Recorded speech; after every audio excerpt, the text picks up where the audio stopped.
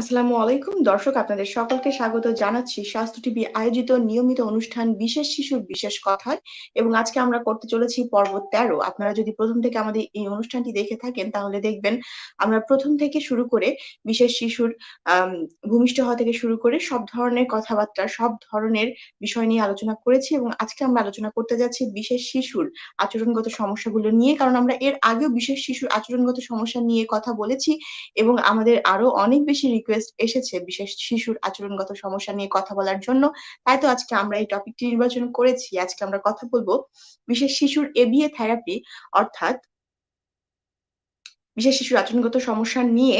এবং আমাদের সাথে বরাবরের মতোই উপস্থিত আছেন অতিথি হিসেবে Nurunnahar Nupur, managing director, positive thinking services for special needs children. দর্শক, আপনাদের যদি আমাদের অনুষ্ঠান নিয়ে বা আমাদের আজকের অতিথির কাছে কোনো প্রশ্ন বা মতামত থেকে থাকে, আপনি চাইলে কমেন্ট করতে পারেন আমাদের লাইভ কমেন্ট বক্সে। তাহলে চলুন আর দেরি না করি আমরা চলে যাই আমাদের আজকের অতিথির কাছে। আসসালামু আলাইকুম, সবাইকে শুভেচ্ছা। আমরা তো এই অনুষ্ঠানটি বিশেষ শিশুর বিশেষ কথা, এই অনুষ্ঠানটির মাধ্যমে বিশেষ চাহিদা সম্পন্ন যে শিশুরা আছে তাদের শিশু এবং ব্যক্তি, কারণ একটা 12-13 বছর পর সে আর শিশু না, 18 বছর হতে হতেই সে ব্যক্তি হয়ে যায়। তো আসলে তারপরেও আমাদের বিভিন্ন বিষয়গুলো এসছে আলোচনার জন্য, যে একটা বাচ্চা, যেটা নুসরাত একটু আগেই বললেন, যে ভূমিষ্ঠ হওয়ার পর থেকেই আমরা কিভাবে বুঝবো তাদের স্পেশাল নিড আছে, তারপরে আমরা কিভাবে আর্লি ইন্টারভেনশন করব, তারপরে তাদের যে বিভিন্ন ধরনের এরিয়াগুলো আছে যেমন কমিউনিকেশন, তার সেন্সরি ইন্টিগ্রেশন, তার বিহেভিয়ার, এগুলো নিয়ে আমরা কিভাবে ইন্টারভেনশন করব সেগুলো কিন্তু আমরা ধাপে ধাপে আলোচনা করেছি। এবং আমরা বিহেভিয়ার ইস্যু নিয়ে, যে বাচ্চার আচরণগত সমস্যাগুলো নিয়ে কিন্তু আমরা একটি আলোচনা এর আগে একটা পর্বে করেছি।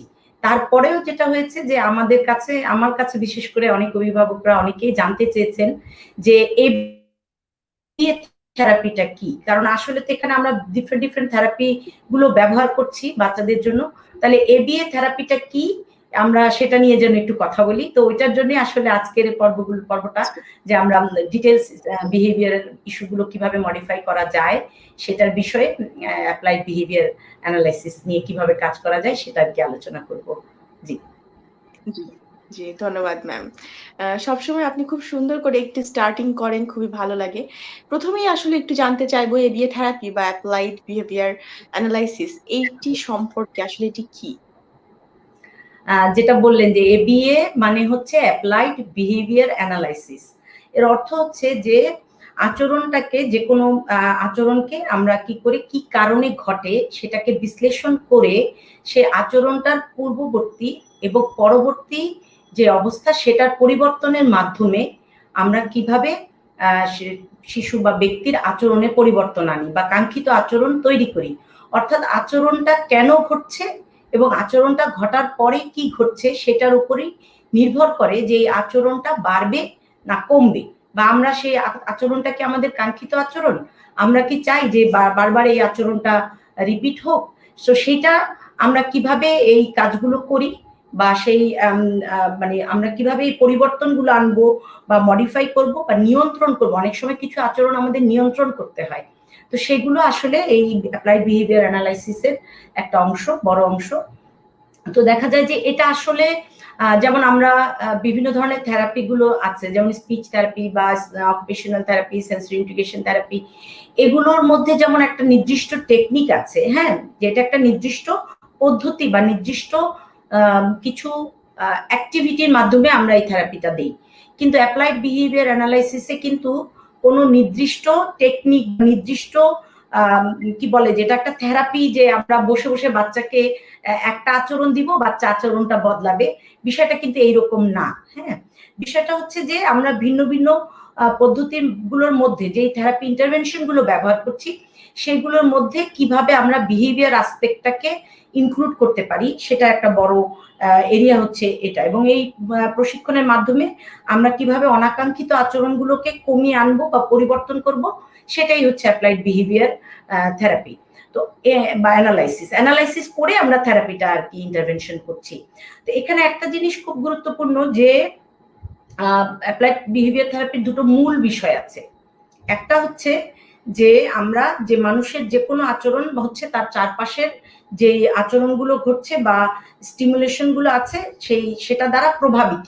অর্থাৎ আমাদের যে আচরণগুলো আমরা করছি সেই আচরণগুলো মূলত আমাদের চারপাশে যা ঘটছে তার দ্বারাই আমরা প্রভাবিত হয়ে সেই আচরণগুলো করছি বা শিশুরা করছে।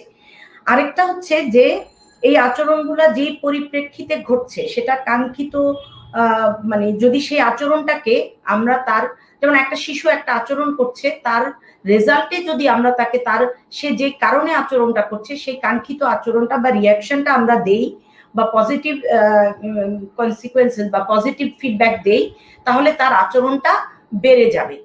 সেটা পজিটিভ আচরণ হতে পারে, নেগেটিভ আচরণ হতে পারে। আমরা নেগেটিভ আচরণের ক্ষেত্রেও কিন্তু পজিটিভ রিইনফোর্সমেন্ট করে থাকি, দিয়ে ফেলি অনেক সময়। তো সেই ক্ষেত্রে কি হবে, আচরণটা বেড়ে যাবে। এবং এখানে একটা জিনিস হচ্ছে যে যখনই এই আচরণগুলো পুনরাবৃত্তি হচ্ছে, মানে বারবার ঘটছে, কোনোভাবেই আমরা নিয়ন্ত্রণ করতে পারছি না, তখনই আমাদেরকে আগে ভেবে দেখতে হবে যে আচরণটা কেন ঘটছে এবং আমরা কি করছি বলে এই আচরণটা বারবার ঘটছে। এটি মূলত এটাই হচ্ছে অ্যাপ্লাইড বিহেভিয়ার অ্যানালাইসিসের একটা বড় মূল জায়গা। তো এখানে একটা জিনিস চিন্তা করি যে আমি আজকে একটা উদাহরণ দিব, এই উদাহরণটাকেই কিন্তু আমি পুরো আলোচনায় ভেঙে ভেঙে মানে আপনাদের সাথে আলোচনা করব। যেমন একটা শিশু, সে যদি ধরেন আমরা অনেক সময় দেখছি যে, আমি আগে একটু বলি যে আমাদের প্রত্যেকেরই কিন্তু রিইনফোর্সমেন্ট বা কোনো একটা উৎসাহ লাগে।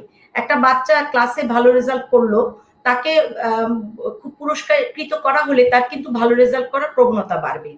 আর যে আচরণটা, ধরেন একটা বাচ্চা জানালা দিয়ে জিনিস ফেলে দেয়, বাড়িতে সারাক্ষণ সে জানালা দিয়ে জিনিস ফেলে, আমরা এই উদাহরণটাকেই আজকে পুরো এই থিওরির মধ্যে আমরা আলোচনা করার চেষ্টা করব যে বাচ্চাটা জানালা দিয়ে জিনিসটা ফেলে দেয়, কেন ফেলে দেয়, ফেলে দেওয়ার আগে কি ঘটে এবং ফেলে দেওয়ার পর কি ঘটে বলে এই আচরণটা রিপিট হচ্ছে। আমরা আজকে পুরো আলোচনায় এই উদাহরণটাকে ব্যাখ্যা করার চেষ্টা করব। জি, ধন্যবাদ ম্যাম। আপনি বলছিলেন যে আসলে বিশেষ চাহিদা সম্পন্ন শিশুদের এই আচরণগত সমস্যার জন্য কিন্তু বিভিন্ন থেরাপি ব্যবহার করা হয়। সেক্ষেত্রে এবিএ থেরাপিটা আসলে কতটুকু কার্যকরী? কারণ অন্যান্য থেরাপি থেকে এই থেরাপির চাহিদা বা এই থেরাপির বিষয়টা একটু বেশি শোনা যায়। তো সেই ক্ষেত্রে কতটুকু আসলে কার্যকরী, এই বিষয়টা নিয়ে যদি একটু বলতেন। এবিএ থেরাপি, আসলে এবিএ থেরাপি নিয়ে এত কথা হয় কারণ হচ্ছে যে আমরা এটাকে আলাদা করে বুঝি না। আমরা মনে করছি যে এটা একটা আলাদা থেরাপি, আলাদা একটা সেট বা কিছু, যেখানে বসে বসে বাচ্চাকে আমরা এবিএ মানে বিহেভিয়ার থেরাপি দিচ্ছি। আসলে এবিএ থেরাপিটা সেরকম কিছু না, আমি আগেই বলেছি। এটা একটা বিশেষ শিশুদের জন্য কি করছে, সে তাকে উপযুক্ত আচরণ প্রশিক্ষণ করছে এবং তার অনাকাঙ্ক্ষিত আচরণকে কমিয়ে আনছে। তো এই যে তাকে একটা নির্দিষ্ট রেসপন্স দিয়ে তার আচরণটাকে নিয়ন্ত্রণ করা এবং আচরণটাকে নতুন আচরণ শেখানো, এক্ষেত্রে এবিএ খুবই ভালো কার্যকরী ভূমিকা রাখছে। এবং সে যথাসম্ভব, আমরা এখানে মনে রাখতে হবে যে যথাসম্ভব কম রেসপন্স করছি আমরা নেগেটিভ আচরণে, কিন্তু আমরা পজিটিভ আচরণগুলোকেই বারবার রেসপন্স করছি, ফলে ওই আচরণগুলো বেড়ে যাচ্ছে।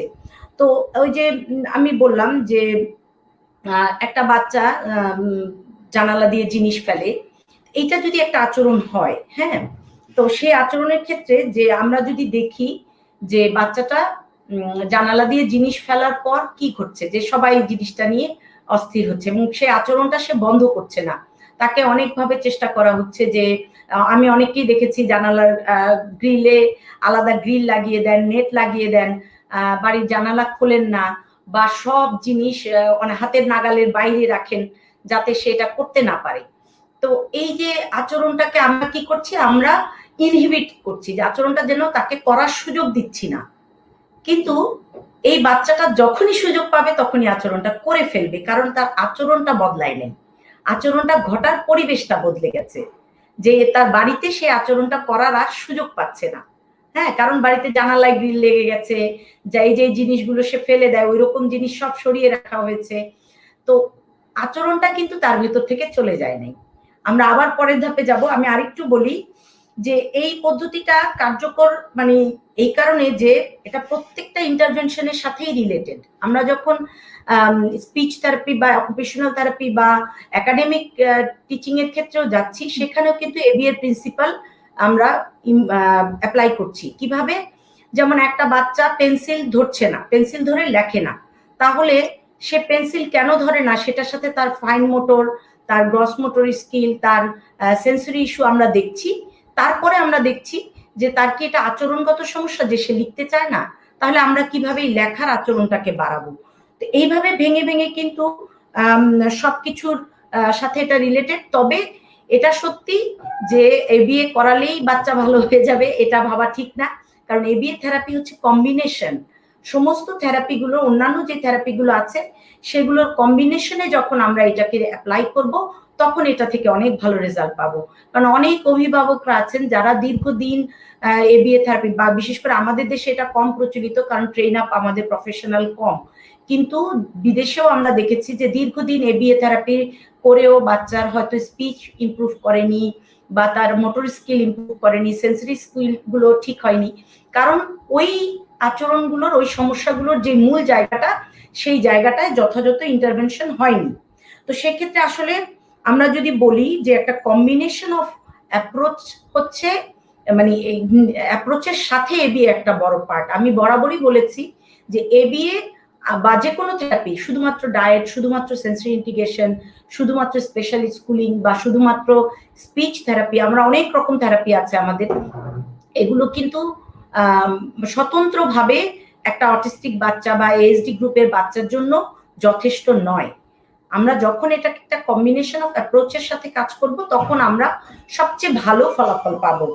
তো এই জিনিসটাই আমি বলতে চাচ্ছি যে অবশ্যই এবিএ থেরাপি কার্যকর, ও এবিএ থেরাপি ভালো কাজ করে বাচ্চার জন্য, বিশেষ করে আচরণগত সমস্যার ক্ষেত্রে। তবে সেন্সরি বা কমিউনিকেশন আদার ইস্যুগুলোর জন্য আমাদের অন্যান্য থেরাপিগুলোর প্রয়োজন আছে, অবশ্যই প্রয়োজন আছে। জি জি, অসংখ্য ধন্যবাদ ম্যাম। ম্যাম, আজকে কিন্তু আমাদের সাথে আপনার এক কলেজ বান্ধবী আপনার লাইভ দেখছে এবং উনি কমেন্ট করে জানিয়েছেন, আসসালামু আলাইকুম নূপুর। আমি তোমার কলেজ বান্ধবী, আজই প্রথম তোমার লাইভ দেখছি। কমেন্ট করেছেন শামিমা আক্তার কেয়া। ওকে, হ্যাঁ, আমার কলেজে পড়তো। থ্যাংক ইউ, থ্যাংক ইউ কেয়া, এত সুন্দর করে কমেন্টস দিয়েছো। হ্যাঁ, দর্শক আপনাকে অসংখ্য ধন্যবাদ আমাদের সাথে আমাদের অনুষ্ঠান দেখার জন্য, এবং আশা করব আপনি পরবর্তীতেও আপনার কলেজ বান্ধবীর লাইভ দেখবেন। প্রত্যেক শনিবার আমরা ঠিক রাতে এই সময় চলে আসি বিশেষ চাহিদা সম্পন্ন শিশুদের নিয়ে কথা বলতে, এবং আজকে আমরা কথা বলছি বিশেষ শিশুর জন্য এবিএ থেরাপি, অর্থাৎ বিশেষ চাহিদা সম্পন্ন শিশুদের আচরণগত সমস্যার জন্য যে থেরাপি ব্যবহার করা হয়, অ্যাপ্লাইড বিহেভিয়ার অ্যানালাইসিস, সেই থেরাপি নিয়ে কথা বলছি, এবং আশা করছি আজকে আপনি পুরো অনুষ্ঠান জুড়ে আমাদের সাথে থাকবেন।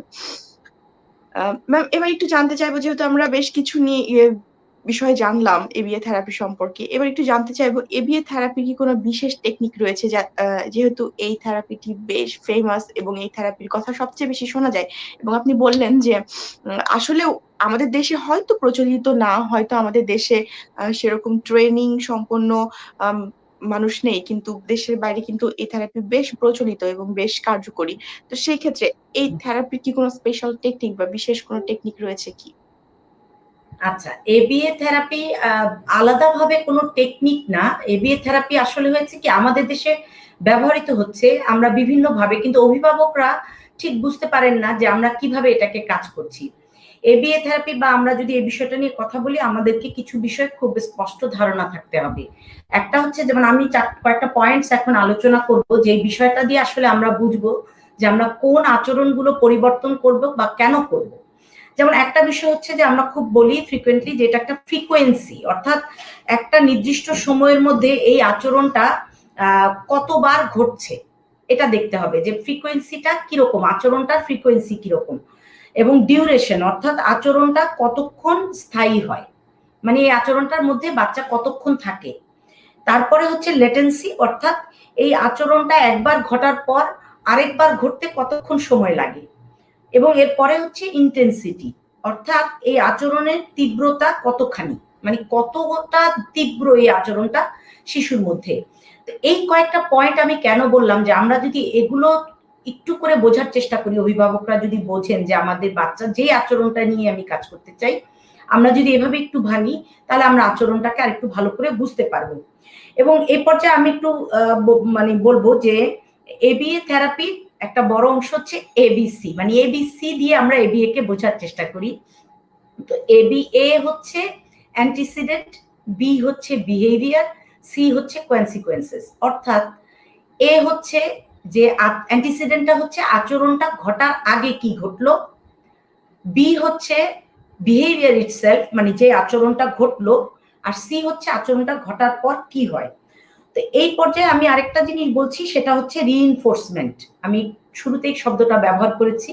রিইনফোর্সমেন্ট হচ্ছে যে আমরা রিইনফোর্সমেন্ট নিয়ে ডিটেলস আরেকটি পর্ব করব, তাই আমি আজকে অনেক বেশি বলছি না, আমি শুধু একটু উদাহরণ দিয়ে দিচ্ছি যে রিইনফোর্সমেন্টটা হচ্ছে শিশুর কাঙ্ক্ষিত যেই আচরণ, কোনো বস্তু বা কোনো একটা পরিবেশ যেটা শিশুকে ওই আচরণটাকে বাড়িয়ে দিতে সাহায্য করে। তো সেক্ষেত্রে একটা গান হতে পারে, সেক্ষেত্রে শিশুর একটা হাই ফাইভ হতে পারে, বা শিশুর পছন্দের খেলনা হতে পারে, বা শিশুকে যদি ভার্বাল প্রম্পট, অনেক বাচ্চারা ভার্বাল রিইনফোর্সমেন্ট যে ওকে ভেরি গুড বললে সে খুব খুশি হয়, তাহলে আমি যখন ওই আচরণটা ঘটছে তারপরে আমি এই রেসপন্সগুলো তার সাথে করব।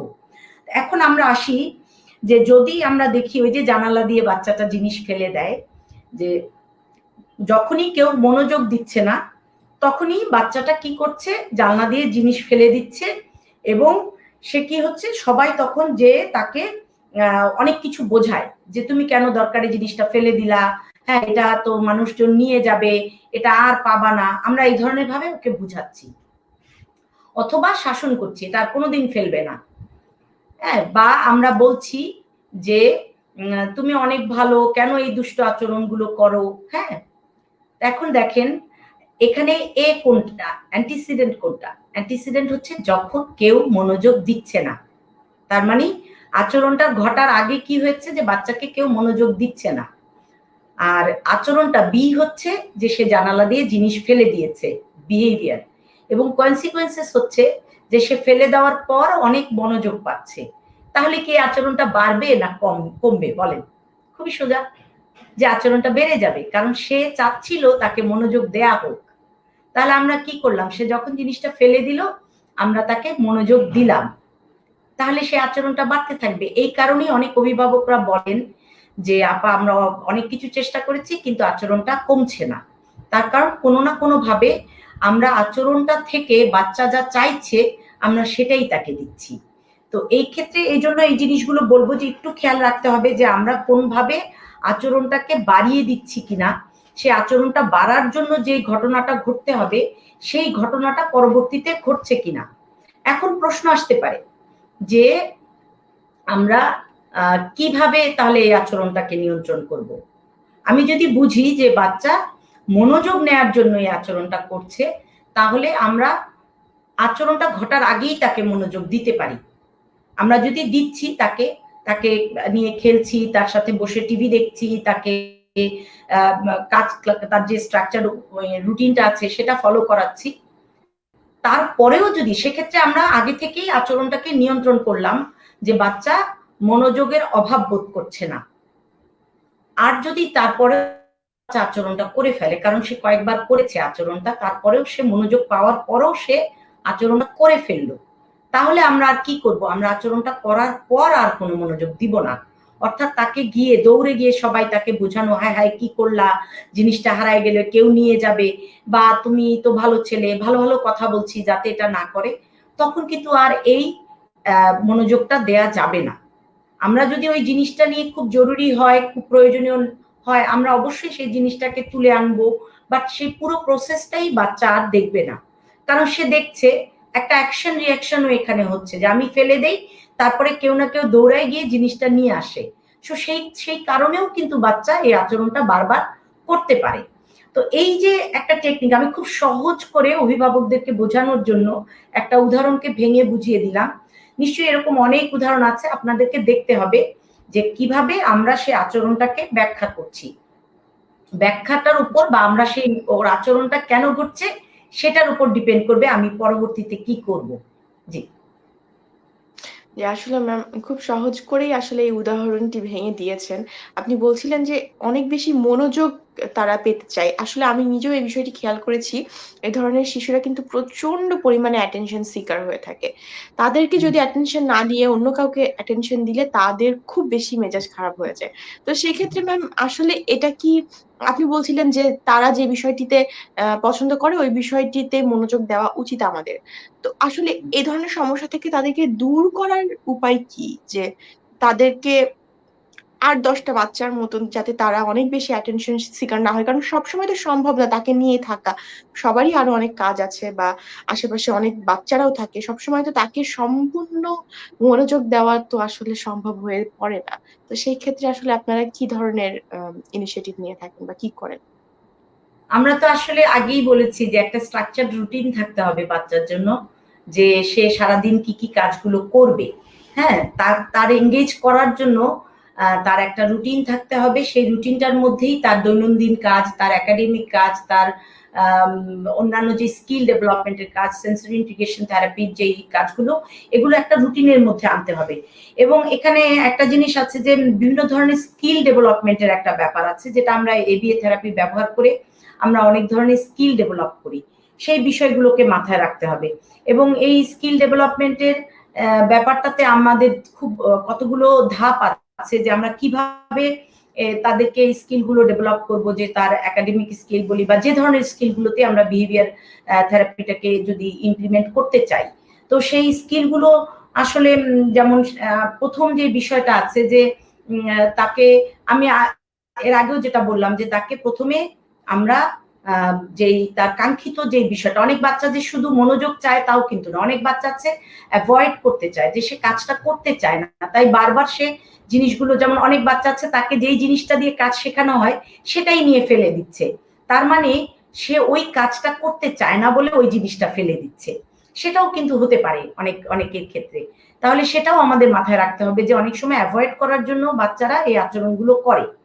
তো আমাদেরকে আমি একটু বলি যে আমরা কিভাবে বিভিন্ন ধরনের স্কিল ডেভেলপমেন্টের জন্য এবিএ থেরাপি আমরা কিভাবে প্রয়োগ করব, সেই বিষয়টাই আমি একটু বলি। যে এখানে প্রথমে একটা বিষয় মাথায় রাখতে হবে, যে শিশুর বর্তমান যে লেভেল, হ্যাঁ, তার যে এখন যা লেভেল, এবং এই সমস্যা প্রথমে তাকে একটা অ্যাসেসমেন্ট করতে হবে যে তার লেভেল অনুযায়ী সে এই সমস্যাটা কতটা তীব্র, কতটা ঘন ঘন হচ্ছে, এটা অ্যাসেসমেন্ট করতে হবে। তারপর আমরা যে কাঙ্ক্ষিত আচরণটা করব, মানে তার জন্য যে কাঙ্ক্ষিত আচরণটা আমরা প্ল্যান করেছি, যে সে জিনিসটা ফেলবে না, জানালা দিয়ে কোনো জিনিস ফেলবে না, এটা হচ্ছে আমাদের কাঙ্ক্ষিত আচরণ। তাহলে আমাদেরকে এই গোলটা সেট করতে হবে। এই গোলটা সেট করার পর আমাদেরকে করতে হবে যে আমরা কিভাবে এটাকে প্রয়োগ করব, যে না তাকে আর অ্যাটেনশন দেওয়া হবে না, এবং জিনিসটা যে তুলে আনবে সেটা কিভাবে তুলে আনবে সেটা সে তাকে দেখতে দেওয়া হবে কিনা, বা কেউ রিয়াকশন দিবে কিনা, এগুলোকে মনিটরিং করা, এই প্রয়োগটা করা। এবং এই কাঙ্ক্ষিত আচরণ বা টার্গেট স্কিল কি, মানে বিশ্লেষণ করা যে এই আচরণটা অর্জন হয়েছে কিনা। মানে বাচ্চা, আমরা হয়তো কখন দেখছি, অনেক সময় ইনিশিয়ালি দেখা যায়, প্রাথমিকভাবে দেখা যায় যে বাচ্চা কিছু আবার কিছুদিন ফেলছে, আবার কিছুদিন ফেলছে না। তার মানে তার আচরণটা কিছুটা ক্ষেপণ হয়েছে, মানে কিছুটা একটা ব্রেক হয়েছে। আগে যেমন ফ্রিকুয়েন্টলি করতো সেটা আর এখন করছে না। তাহলে সে কি করছে, এখন কোনো কোনো দিন সে ফেলছে, কোনো কোনো জিনিস ফেলছে, কোনো কোনো জিনিস ফেলছে না। তাহলে আমরা এখানেও একটা মনিটরিং করতে হবে যে সেটা আমরা কতটুকু নিয়ন্ত্রণ হয়েছে। এবং এর পরে যেটা দেখা যাবে যে ইভালুয়েশন করতে হবে।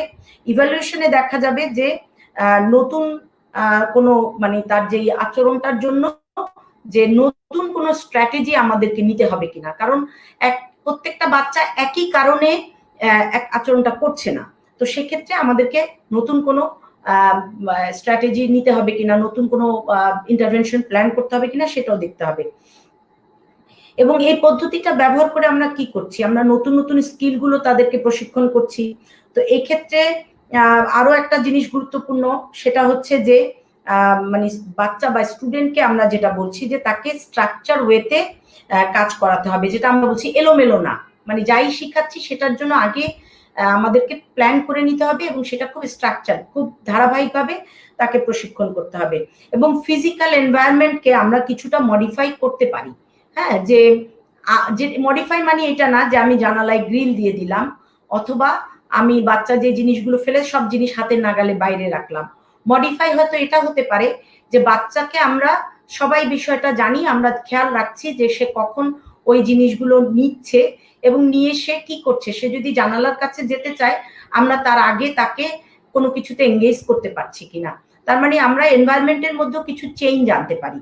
হ্যাঁ, এবং শিশুকে আগে থেকেই তার প্রয়োজনীয় যেই স্কিল বা দক্ষতা সেটা অর্জন করাতে হবে। যেমন আমি লেখার ব্যাপারটা দিলাম, উদাহরণ দিয়েছিলাম যে বাচ্চাটা যদি ফাইন মোটর প্রবলেমের জন্য বা তার সেন্সরি ইস্যুর জন্য কলমটা বা পেন্সিলটা ধরছে না, সেটাকে আগে আমাদের ঠিক করে নিতে হবে। তারপরে আমরা তার বিহেভিয়ার আসপেক্ট, যে সে লিখতে পছন্দ করে না, সেই আসপেক্টটা নিয়ে কাজ করব। এবং আরেকটা গুরুত্বপূর্ণ বিষয় হচ্ছে যে এররলেস ট্রেনিং। আমি সবসময় এই কথাটা বলি যে এররলেস ট্রেনিং মানে ভুল না করে শেখা। এখন এটা কি খুব মজার একটা ব্যাপার যে আমরা যখনই দেখি বাচ্চাদেরকে, আমরা অনেক সময় তার একাডেমিক ট্রেনিং এর ক্ষেত্রে, যে আমরা একটা ছবি দেখিয়ে বারবার বলি বলতো এটা কি, এটা কি। বাচ্চা একটা ভুল শব্দ বলে, তারপরে আমরা আবার বলছি না ঠিক করে বলো, আবার বলো, তুমি জানো। তার মানে কি, তাকে আমরা একবার ভুলটাও বলতে দিচ্ছি, আবার একবার ঠিকটাও বলতে দিচ্ছি, তাহলে দুটোই তার ব্রেনে রেজিস্টার হচ্ছে। তাহলে এররলেস ট্রেনিংটা হচ্ছে যে আমি বাচ্চাকে, যখন আমি শিওর না যে সেটা দেখলেই বলতে পারে বা জিজ্ঞেস করলেই বলতে পারে, তখন আমি বারবার তাকে রাইট অ্যান্সারটা প্রম্পট করবো যে এটা কি, এটা বল। তাহলে সে বলটা বললো, তার মানে সে ভুলটা বলে সঠিকটা বলছে না। এটা খুবই সিম্পল, আমি খুবই সিম্পলি এটাকে এক্সপ্লেন করলাম, এটার আরো অনেক ডিটেলস আছে। তো যে কোনো আচরণগুলোকে আমাদের কি করতে হবে, শুরুতে ইন্টারভেনশন করতে হবে। মানে আচরণটা দীর্ঘদিন চলার পর আমরা ইন্টারভেনশনে কিন্তু আমাদের চেঞ্জ খুব স্লোলি হবে, কিন্তু যখনই আচরণ শুরু হচ্ছে তখনই আমরা ইন্টারভেনশন করতে পারলে আমাদের দেখা যায় যে চেঞ্জ বা কাঙ্ক্ষিত আচরণটা খুব সহজে আমরা পেতে পারি। এবং আরো একটা বিষয় হচ্ছে যে আচরণ নিয়ে কাজ করতে হলে যেটা করতে হবে যে মানে যে কাজ করবেন তার নিজেকে খুব শান্ত, কনফিডেন্ট এবং তাকে আনন্দ নিয়ে কাজ করতে হবে। এখন একটা বাচ্চা, আমাকে অনেক সময়, তো আমি অনেক ধরনের প্রবলেম নিয়ে কাজ করি, একটা বাচ্চা খামচি দিচ্ছে, কামড় দিচ্ছে, এখানে আমি কিভাবে আনন্দ নিয়ে কাজ করব, তাই না? এটা খুবই জটিল একটা বিষয়। কিন্তু যখনই বাচ্চা দেখবে যে আপনি, সে কামড় দিল বা খামচি দিল বা থুতু দিল, তখন আপনি বিরক্ত হচ্ছেন, আপনি রেগে যাচ্ছেন, সে আচরণটা তার বেড়ে যাবে, কারণ আপনি রেগে গেলেই তাকে নিয়ে আর কাজ করবেন না, বা আপনি আপনার মানসিক অবস্থাটা পরিবর্তন হয়ে গেল। কিন্তু যখনই বাচ্চা দেখবে যে তার এই আচরণের পরেও আপনার কোনো পরিবর্তন নাই, তখন সে ধীরে ধীরে আপনার যে কাঙ্ক্ষিত আচরণটা সেটা আপনি যখন তাকে করতে বলবেন, আস্তে আস্তে সে ওটাতে অ্যাডাপ্ট করবে। এটা একটা খুব বড় ব্যাপার এবি এর ক্ষেত্রে, যে যিনি কাজ করবেন তাকে খুব শান্ত, কনফিডেন্ট থাকতে হবে যে আমি কি করছি তোমার সাথে, এবং তাকে খুব ফান নিয়ে কাজটা করতে হবে। তো ওই জন্যই আমি বোধহয় অনেকক্ষণ বললাম যে কিভাবে আমরা আসলে আচরণগুলো নিয়ে নিয়ন্ত্রণ করতে পারি। জি না ম্যাম, আসলে এই বিষয়গুলো সম্পূর্ণভাবে পুরোপুরিভাবে এক্সপ্লেন না করলেও অনেক দ্বিধাদ্বন্দ্ব বা অনেক কনফিউশন থেকে যায়। তো আসলে আপনি যতটুকু বলেছেন খুব সুন্দর করে বুঝিয়ে বলেছেন, ধন্যবাদ। আমরা একটু চলে যাব দর্শকের প্রশ্নে। আমাদের সাথে প্রচুর দর্শক যুক্ত হয়েছেন এবং কমেন্ট করছেন, তাদের প্রশ্ন জানাচ্ছেন, মতামত জানাচ্ছেন। আমাদেরকে আব্দুল্লাহ আল সুফিয়ান কমেন্ট করেছেন, আমার বাচ্চার বয়স 15 মাস, কিছু চাইলে না দিলে জেদ করে, মাথায় 2 হাতে থাপ্পড় মারে, দেয়ালের সাথে মাথা বাড়ি দেয়, কি করণীয়? আচ্ছা, এটা খুবই কমন প্রবলেম, যে বাচ্চা বুঝে গেছে যে আমি রেগে গেলে আমি সব পাচ্ছি, তাই না? তার ভাষাটা হচ্ছে রাগ দেখানো, যে সে রাগ দেখালেই যা চাচ্ছে তাই পেয়ে যাচ্ছে। তাহলে আমরা এখন কি করতে পারি? প্রথম বিষয়টাই হচ্ছে যে আমরা তার রাগ দেখানোটাকে, আমি পরে আসছি যে মাথায় বাড়ি দেওয়ার মতো বিষয়টা কিন্তু খুব জটিল। হ্যাঁ, এটাকে আমি ওই ধাপটায় পরে আসবো, কিন্তু আমি প্রথম ভাগটাকে বলি যে আমরা বাচ্চার রেগে যাওয়াকে অ্যাটেনশন দেওয়া বন্ধ করব। প্রথম থেকেই যে বাচ্চা রাগ করে চাইতে চাইতে চাইতে চাইতে সে কিন্তু এই পর্যন্ত এসেছে, তাহলে আমাদেরকে কি করতে হবে? বাচ্চা রাগ করে যা চাইবে তা নিয়ে আমরা কোনো রেসপন্স করব না। বাচ্চা রেগে গেলে আমরা কোনো রেসপন্স করব না, বরং আমরা তাকে খুব শান্তভাবে বলবো যে তুমি শান্ত হও, কি চাও আমাকে দেখাও, মুখে বলতে না পারলে দেখাও, আমি তারপরে দিব। তার মানে সে যখন আমার সাথে কোনো না কোনো ভাবে কমিউনিকেশন করলো, তার পরিপ্রেক্ষিতে আমি তার কাঙ্ক্ষিত জিনিসটা দিয়েছি, এটা আস্তে আস্তে তার মধ্যে বাড়তে থাকবে। আরেকটা বিষয় হচ্ছে যে বাচ্চা এই যে মাথায় বাড়ি দিয়ে দিচ্ছে, এখন আমি কিভাবে এটা ইগনোর করি? ও মাথায় বাড়ি দিল, আমি ইগনোর করে তাকাচ্ছি না, ওকে দেখছি না, বিষয়টা কিন্তু এটা না। বিষয়টা হচ্ছে ও যখন মাথায় বাড়ি দিচ্ছে আমি খেয়াল করব, আমি তার মাথার বাড়ি দেওয়ার সময় একটা কুশন দিয়ে দিতে পারি, আমি তাকে একটু বসার একটা ভালো জায়গা মানে বসিয়ে চেয়ারে বসিয়ে দিতে পারি, বা সে যেখানে ফ্লোরে যদি করে আমি ফ্লোরে একটু মোটা ম্যাট দিয়ে রাখতে পারি সব সময়। তাহলে হবে কি যে সে বাড়ি দিবে কিন্তু সে ব্যথাটা পাচ্ছে না। তারপরে যে মাথায় বাড়ি দিচ্ছে সবকিছু, এগুলো আমরা কি করব, আমরা অ্যাজ ইফ কিছু ঘটছে না, আমি এতে কিছু বুঝতে পারছি না। তারপরে আমি তাকে জাস্ট একটু শান্ত হওয়ার সাথে সাথে আমি বলবো তুমি আঙ্গুল দিয়ে দেখাও কোনটা চাও, এটা চাই আমি দিব। আমাদেরকে আরেকটা জিনিস মনে রাখতে হবে, অভিভাবকরা কিন্তু একটু কনফিউজড হয়ে যান যে কি দিব কি দিব না। যেটা দেয়া যায় সেটা নিয়ে আমি টেস্ট করব না। যদি বাচ্চা চায়, এটার মধ্যে দোষের কিছু নাই, সে চাইলো সেটা যদি দেওয়ার মতো হয় আমি দিব।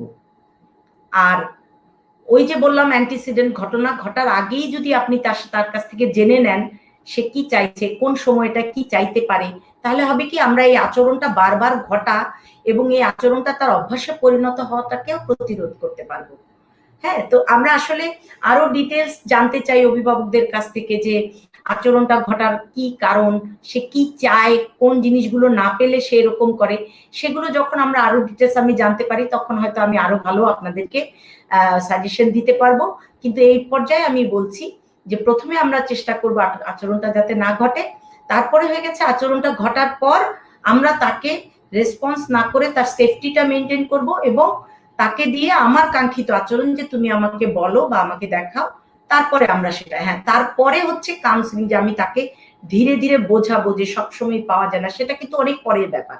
কারণ অলরেডি তার মধ্যে আচরণটা স্টাবলিশ হয়ে গেছে যে আমি মারলে আঘাত করলে নিজেকে বা মাথায় বাড়ি দিলে জিনিস পাই, এটা কিন্তু স্টাবলিশ হয়ে গেছে। আগে এটাকে ইলিমিনেট করতে হবে, তারপরে আমরা তাকে আস্তে আস্তে কাউন্সিলিং করে বা আরো পয়েন্ট বুঝিয়ে বা ভিন্ন ভিন্ন ভাবে তাকে ডাইভার্ট করে যে তুমি এই জিনিসটা এখন না পরে পাবে, সেটা কিন্তু অনেক পরের ব্যাপার।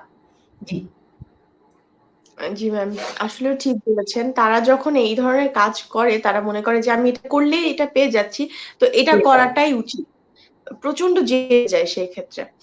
আহ ধন্যবাদ দর্শক আপনাকে, ধন্যবাদ ম্যাম আপনাকে। আমাদেরকে তাসনিম নাহার প্রশ্ন করেছেন, আসসালামু আলাইকুম আপু, আমার ছেলের বয়স 6 বছর, এডিএইচডি আছে, সে এমনিতে অনেক কথা শুনে, ওবিডিয়েন্ট বেবি, কিন্তু সে কোনো কিছু ভয় পায় না, যে কাজটা করতে চায় না সেটা করাতে পারি না, কোনো ভয় দেখিয়েও হয় না, সে লিখতে এবং ছবি আঁকতে পারে কিন্তু সেটা করতে চায় না, কোনোভাবেই করাতে পারছি না, আপা কিছু সাজেশন দিবেন প্লিজ, ধন্যবাদ। আচ্ছা, আমি আগেই বলি যে ভয় দেখায় কোনো কাজ করবেন না, কোনো কাজ ভয় বা শাসন মেরে, এটা শুধু বিশেষ শিশুদের বেলায় না, এটা সব শিশুদের বেলায়। কারণ ভয়ের মনস্তত্ত্ব, এটাই তো আমাদের বাবা মার সবচেয়ে বড় অস্ত্র, তুই এটা কর এটাই নাইলে এটা। সবচেয়ে বড় ভুল। এই কারণে বলছি যে ভয়ের যে মনস্তত্ত্ব তৈরি হয় শিশুর ভেতরে, সেটা থেকে কিন্তু অশ্রদ্ধা আসে, যে আমি যদি কাউকে ভয় পাই ধীরে ধীরে আমি কিন্তু তাকে অশ্রদ্ধা করবো, সে আমার বাবা, হ্যাঁ আমি যদি তার প্রতি আমার ভালোবাসা কমে যাবে তাকে আমি, আমি একটু এই জায়গাটায় যেহেতু প্রসঙ্গটা তুললাম একটু বলি যে আমরা ভয়ের চেয়ে যদি তাকে তার সাথে এমন একটা বন্ডিং তৈরি করতে পারি যেখানে শিশু আমার খুশির জন্য, আমি যেমন তার খুশির জন্য অনেক কিছু করি, সে আমার খুশির জন্য আমাকে ইমপ্রেস করার জন্য অনেক কিছু করবে, এটা অনেক হেলদি একটা অ্যাপ্রোচ। যে শিশু একটা ছবি এঁকে মাকে দেখালে মা যেই খুশিটা হবে সেটাই তার কাছে অনেক বড় ব্যাপার, তাই না? আমি এটা সব সব বাচ্চাদের ক্ষেত্রেই বলছি।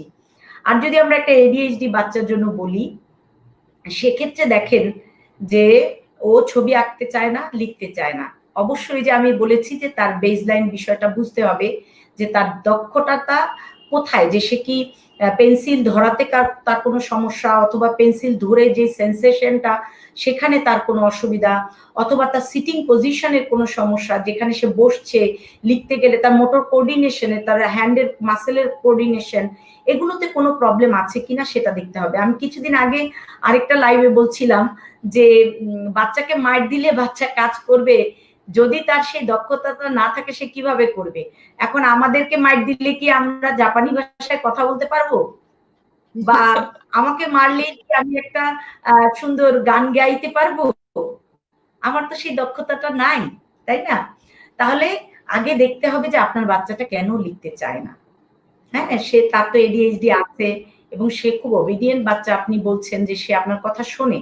তাহলে আপনাকে একটু গভীরভাবে দেখতে হবে যে ও কি এই পেন্সিল, যেই ধরনের পেন্সিলগুলো আমাদের দেশে পাওয়া যায় সেটা দিয়েও লিখতে অসুবিধা হয় কিনা। অনেক বাচ্চা ADHD বাচ্চাদের মেইন প্রবলেম হচ্ছে সিটিং পজিশন ধরে রাখা, মানে সে বসে এরকম নড়তে থাকবে, হাত নাড়াবে, সে হাতের উপর শুয়ে পড়বে, হ্যাঁ, তার বারবার এই যে আঙ্গুল নড়ছে, এগুলো নড়ছে, সেগুলো কন্ট্রোল করতে পারছে না।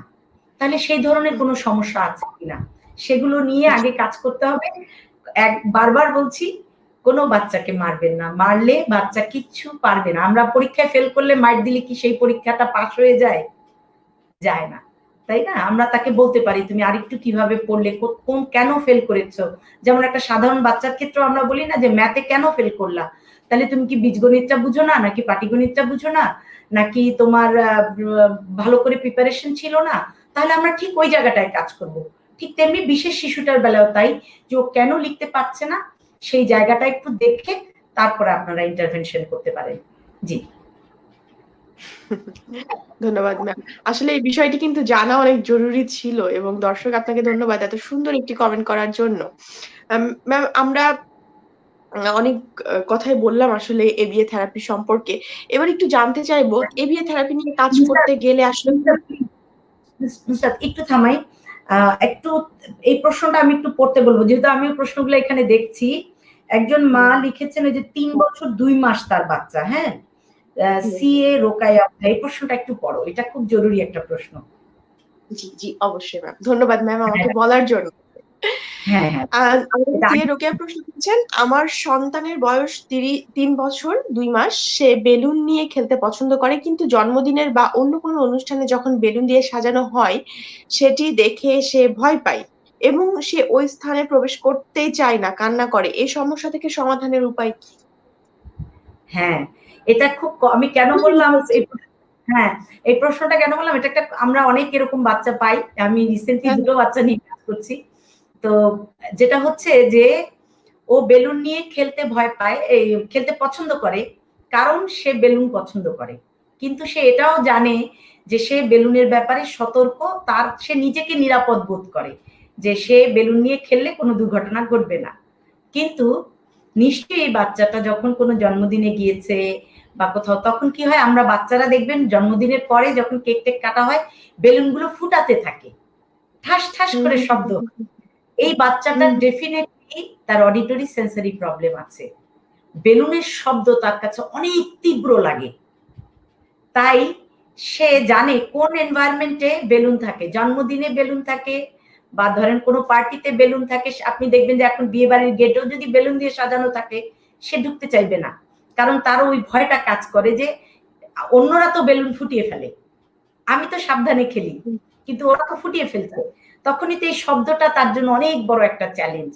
তাহলে এখানে যে জিনিসগুলো করতে পারেন আপনারা, যখনই বেশিরভাগ ক্ষেত্রে আমরা যেসব জন্মদিনগুলো অ্যাটেন্ড করেন বাবা মারা, তারা হয়তো কোনো আত্মীয়র জন্মদিন হচ্ছে, নিজের পরিবারেরই কারো জন্মদিন হচ্ছে বা কোনো ওর বন্ধু বান্ধবের, সেক্ষেত্রে আমাদের স্কুলেও কিন্তু এই বিষয়টা ছিল। আমাদের একটা বাচ্চার এরকম বেলুনের শব্দে ওর খুব সমস্যা হতো।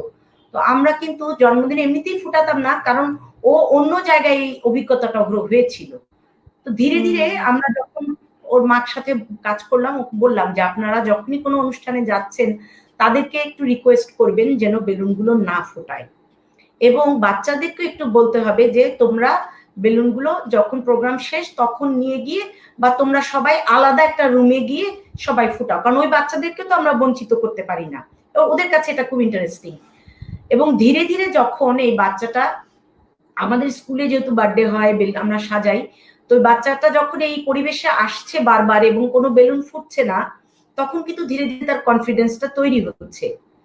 এবং অনেক ক্ষেত্রে কি হয় যে ধীরে ধীরে তার এই সাউন্ড সেন্সিটিভিটিটা কমানো নিয়েও কাজ করতে হবে, যে কিভাবে আমরা এই সাউন্ড সেন্সিটিভিটিটা যদি কমাতে পারি এটাকে, তখন কিন্তু বেলুন ফুটলেও তার কোনো রিয়াকশন হবে না। এবং অনেকগুলো পদ্ধতি আছে। আমরা সোশ্যাল স্টোরিজ করতে পারি, আমরা সাউন্ড স্টিমুলেশন দিতে পারি। তো ওই জন্য যে বাচ্চাটার আসলে কি কারণে এটা হচ্ছে আমি সন্দেহ করলাম, বা আমার মনে হলো যে বেশিরভাগ ক্ষেত্রে এই কারণেই হয়, কিন্তু হয়তো ওর পেছনে আরো কারণ থাকতে পারে। তো আমরা বলবো যে যদি অভিভাবক মনে করে যে আসলে এটা একটা অনেক বড় সমস্যা, ওর ওর সোশ্যাল আসপেক্টে এটা প্রবলেম করছে, তখন আমরা এটা নিয়ে ডিটেলস কথা বলতে পারবো। জি, ধন্যবাদ ম্যাম, ধন্যবাদ দর্শক আপনাকে। এই কমেন্টের মাধ্যমে কিন্তু অনেক কিছু জানতে পারলাম। আমরা আসলে এই বিষয়টি কিন্তু জানতাম না আমরা অনেকেই, এবং আমি নিজেও ব্যক্তিগতভাবে এই বিষয়টি সম্পর্কে জানতাম না। আসলে খুবই ইন্টারেস্টিং একটি বিষয়, এবং ম্যাম খুব সুন্দর করে বুঝিয়ে বললেন। ধন্যবাদ দর্শক আপনাদের সকলকে এত সুন্দর সুন্দর কমেন্ট করার জন্য। ম্যাম, আমরা কথা বলছিলাম আজকে বিশেষ শিশুদের জন্য এবিএ থেরাপি নিয়ে। সেক্ষেত্রে আপনার কাছে আমি সর্বশেষে জানতে চাইবো, যেহেতু আমরা আমাদের অনুষ্ঠানে প্রায় শেষ পর্যায়ে চলে এসেছি, আমরা একটু জানতে চাইবো যে এবিএ থেরাপি কাজ করার ক্ষেত্রে কি ধরনের সতর্কতা অবলম্বন করা উচিত, বা কি কি বিষয় আসলে মাথায় রাখা উচিত? হ্যাঁ, হ্যাঁ। এটা খুবই গুরুত্বপূর্ণ প্রশ্ন। কারণ হচ্ছে যে আমরা তো মানে সবাই কি হয় যে এখন এতগুলো প্ল্যাটফর্মে লাইভ হচ্ছে, এত প্রফেশনালরা আসছে, সাজেস্ট দিচ্ছে। অনেক অভিভাবকরা ভাবছেন যে এই লাইভগুলো ঘুরে ঘুরে আমরা সাজেশনগুলো দেখলেই বুঝি আমাদের কাজগুলো হয়ে যাবে বাচ্চাদের। আসলে বিষয়টা এত সহজ না। কারণ না বোঝার কোনো কারণ নেই যে একটা এডিএইচডি বা একটা এসডি বা অটিজম এই গ্রুপের বাচ্চাদের সমস্যাগুলো কিন্তু কোনো একটা স্পেসিফিক এরিয়াতে না। সমস্যাগুলো তাদের সব দিক থেকে, লেখাপড়ায় সমস্যা আছে, আচরণের সমস্যা আছে, কথা বলার সমস্যা আছে, সেন্সরি ইন্টিগ্রেশনের সমস্যা আছে। তাহলে আমরা সবগুলো বিষয়ে আলোচনা করার মূল উদ্দেশ্যই হচ্ছে যে ভিন্ন ভিন্ন এরিয়াগুলো তুলে ধরা এবং সেগুলোর জন্য ইন্টারভেনশনটাকে সঠিক পদ্ধতিতে নেয়া। এবং প্রথমে যে বিষয়টা মনে রাখতে হবে সেটা হচ্ছে যে এবিএ থেরাপি সম্পর্কে আসলে ডিটেলস জানতে হবে। অভিভাবকদেরকেও বলবো, আমাদের প্রফেশনালদেরকেও বলবো যে আমরা এবিএ থেরাপিটা সম্পর্কে একটু ডিটেলস জেনে আমাদেরকে কাজ করতে হবে। এটার প্রিন্সিপালটা কি, কিভাবে এটাকে অ্যাপ্লাই করছে এবং কোন বিষয়গুলোকে বেশি জোর দেওয়া হচ্ছে সেগুলো আমাদেরকে জানতে হবে। কারণ এই আমি একটা বলি যে একটা ভুল ইন্টারভেনশন মানে আপনি একটা আচরণের জন্য একটা ভুল রিয়াকশন করাতে কিন্তু আরেকটা আচরণগত সমস্যা তৈরি হবে। আমি একটা খুবই স্বনামধন্য স্কুলের একজন টিচার আমার কাছে একবার এসেছিলেন ইন্টারভিউ দেওয়ার জন্য। তো আমি তাকে প্রশ্ন করেছিলাম, মানে প্রশ্ন করিনি, উনি বারবারই এবি এর কথা প্রসঙ্গটা তোলার কারণে আমি তাকে বলেছিলাম যে আপনাদের তাহলে আপনারা কিভাবে এবি এর প্রিন্সিপালটা অ্যাপ্লাই করেন। তো উত্তরে উনি বলেছিলেন যে আমাদের স্কুলে একটা বাচ্চা সবার চুল টানে, সব বাচ্চাদেরও চুল টানে, টিচারদেরও চুল টানে, তাহলে আপনারা কি করেন? তখন উনি বললেন যে আমরাও বাচ্চাটার চুল টেনে দিই। সো আপনারা ধারণা করতে পারবেন না এটার ফল কত ভয়াবহ। ওই মুহূর্তে দেখেন বাচ্চাটা আপনাকে যতটুকুন জোরে চুল টানছে আপনার তার চেয়ে বেশি টানতে হবে। তার মানে তার প্রতি কিন্তু আপনাকে রীতিমতো একটা মাইট দেওয়ার মতো, মানে চুল ধরে তাকে বোঝাতে হবে যে এটা মানে ওনাদের যে প্রিন্সিপালটা ছিল যে চুল টানলে ব্যথা পাওয়া যায়, চুল টানা যায়, মানে টানলে আমি ব্যথা পাচ্ছি, দেখো তোমাকে টানছি তুমিও ব্যথা পাচ্ছ, which is absurd। এটা কোনো দিন এবি এর অংশ নয়। এবিএ বাচ্চাকে অনুভূতি দেওয়ার বিষয় না। এবিএটা হচ্ছে আমি দেখব কি করে কেন এই বাচ্চা এই চুল টানছে আর আমি কি করে, এখানে হবে কি বাচ্চাটা ওই স্কুলের টিচারদেরকে চুল টানবে না বা বাচ্চাদেরটা ওই পরিবেশে টানা বন্ধ করবে, সে তো বাসায় টানতেই থাকবে। তাহলে বাসার লোকজনও সারাক্ষণ চুল টানতে হবে, কি হবে বাচ্চাটা সবাইকে করছে একবার দুইবার করে, সবাই মিলে 10 জন লোক যদি সারাদিন ওর চুল টানে ওর কি অবস্থা হবে? Can you imagine? সো এই বিষয়টা জানতে হবে। এবং আরো একটা বিষয় হচ্ছে যে মানে এই আচরণ পরিবর্তন করার প্রয়োজন, মানে প্রত্যেকটা আচরণই কি আমাদের শিশুদের প্রয়োজন পরিবর্তন করা প্রয়োজন, এই বিষয়টা আমাদের ভাবতে হবে যে আমরা কি ওদের সব আচরণ বদলানো আমাদের জরুরি কিনা। আমাদেরকে দেখতে হবে যে সেই আচরণটা সোশ্যালি অ্যাকসেপ্টেড কিনা, বা সেই আচরণটা তার কোনো ক্ষেত্রে লার্নিং বা কোনো কিছুতে ডিস্টারবেন্স তৈরি করছে কিনা। আমরা শুধুমাত্র সেই আচরণগুলো নিয়ে কাজ করব। আরেকটা যেটা হচ্ছে যে শুধুমাত্র এবি বিষয়ে প্রশিক্ষণ থাকলেই হবে না, কারণ এবিএ থেরাপিটা অনেকটাই অংশ কাজ করে যে প্রফেশনাল কাজ করছেন তার অ্যানালিটিক্যাল স্কিল বা সে কি পরিমাণ বিষয়টাকে বিশ্লেষণ করতে পারেন এবং কার্যকারণটা বের করতে পারেন। কেন হচ্ছে যে একই আচরণ একটা বাচ্চা জিনিস ফেলে দিচ্ছে জানালা দিয়ে কারণ সে মনোযোগ চাচ্ছে, আরেকটা বাচ্চা জিনিস ফেলে দিচ্ছে কারণ ওই জিনিসটা দিয়ে তাকে যে কাজটা করানো হয় সেই কাজটা সে করতে চায় না। তাহলে দুজনের জন্য কিন্তু ইন্টারভেনশন ডিফারেন্ট হবে। তো সেই ক্ষেত্রে শুধুমাত্র যে এবিএ জানলাম, বিহেভিয়ার থেরাপি বিষয়ে বুঝলাম তা কিন্তু হবে না, অনেক ডিটেলস এই অ্যানালাইসিসটা স্কিল থাকতে হবে। এবং আরেকটা বিষয় হচ্ছে যে অনেক সময় আমরা দেখা যায় যে আচরণ প্রশিক্ষণ করতে গিয়ে নতুন আচরণ শিশুদেরকে অতিরিক্ত রিইনফোর্সমেন্ট দিচ্ছি, মানে তাকে বারবার তার গিফট বা তার পছন্দের জিনিসটা দিচ্ছি, দিয়ে দিয়ে ডিপেন্ডেন্ট করে ফেলছি, সেটাও যেন না হয়। মানে আমরা যেন একটা সময়ে এই রিইনফোর্সটাকে নিয়ন্ত্রণ করতে পারি বা ফেড আউট করতে পারি, যে একটা সময় বাচ্চার আর এই আচরণটা করতে তার কোনো রিইনফোর্সমেন্টের দরকার হবে না, তার মানে তার স্কিল বিহেভিয়ারটা তৈরি হচ্ছে। এবং অভিভাবকদেরকে আমি বলবো যে অবশ্যই আপনারা অভিজ্ঞ প্রফেশনালদের সাথে কাজ করবেন, অন্তত কিছুটা সময় আপনাকে কাজ করে এগুলো শিখতে হবে। এগুলো মানে ইনভেন্ট করার কিছু নাই, আপনি কিছু ইনভেন্ট করতে পারবেন না, নতুন নতুন পদ্ধতি নতুন নতুন বিষয় আপনার ইনভেন্ট করার অপেক্ষায় নাই। এই ফিল্ড অনেক কিছু পরীক্ষিত, রিসার্চ এবং স্পেসিফিক টেকনিক দিয়ে কাজ করছে, শুধু এবিএ থেরাপিটা সব ধরনের স্পেশাল নিড এরিয়াতে বলছি। সেক্ষেত্রে আপনাদেরকে শেখার জন্য কাজ করতে হবে, অভিজ্ঞ থেরাপিস্টদের সাথে প্রফেশনালদের সাথে কাজ করতে হবে এবং শিখতে হবে। আমি এই জিনিসটাই বলবো যে পরিশেষে এই জিনিসগুলোকে খুব গুরুত্ব দিয়ে বোঝার চেষ্টা করতে হবে। জি, অসংখ্য ধন্যবাদ ম্যাম, অসংখ্য ধন্যবাদ প্রত্যেকটি বিষয় সম্পর্কে এত সুন্দর করে বলার জন্য। এবং দর্শক আপনাদেরকে বলছি, আপনাদের যদি বিশেষ চাহিদা সম্পন্ন শিশুদের নিয়ে আরো অনেক কিছু জানার থাকে এবং যারা নতুন দর্শক আমাদের, তারা পূর্ববর্তী যে আমাদের পর্বগুলো হয়েছে সেগুলো একটু দেখে আসবেন এবং আরো যদি কিছু জানার থাকে আপনারা পরবর্তীতে আমাদেরকে জানাবেন এবং আমরাও চেষ্টা করবো আপনার সকল যেই জানার বিষয়গুলো সেগুলো নিয়ে কথা বলতে। এবং পরবর্তীতে আমাদের স্বাস্থ্য টিভির পর্দায় চোখ রাখুন প্রত্যেক শনিবার, তাতে আপনারা বিশেষ শিশু সম্পর্কে অনেক কিছুই জানতে পারবেন। ধন্যবাদ দর্শক আপনাদের এতক্ষণ আমাদের সাথে থাকার জন্য। ধন্যবাদ ম্যাম, আশা করছি আবারও দেখা হবে আগামী শনিবার স্বাস্থ্য টিভির পর্দায়। ভালো থাকবেন। জি, জি, ভালো থাকবেন, ধন্যবাদ। জি, সুপ্রিয় দর্শক মন্ডলী, আপনাদের অসংখ্য ধন্যবাদ আমাদের সাথে এতক্ষণ থাকার জন্য। আশা করছি আমাদের আজকের অনুষ্ঠানের মাধ্যমে আপনারা সকলেই অনেক বেশি উপকৃত হতে পেরেছেন। আবারও দেখা হবে স্বাস্থ্য টিভির পর্দায় নতুন কোনো অতিথির সাথে নতুন কোনো বিষয় নিয়ে। ততদিন পর্যন্ত ভালো থাকুন, সুস্থ থাকুন, যেখানেই থাকুন নিরাপদে থাকুন। আল্লাহ হাফেজ।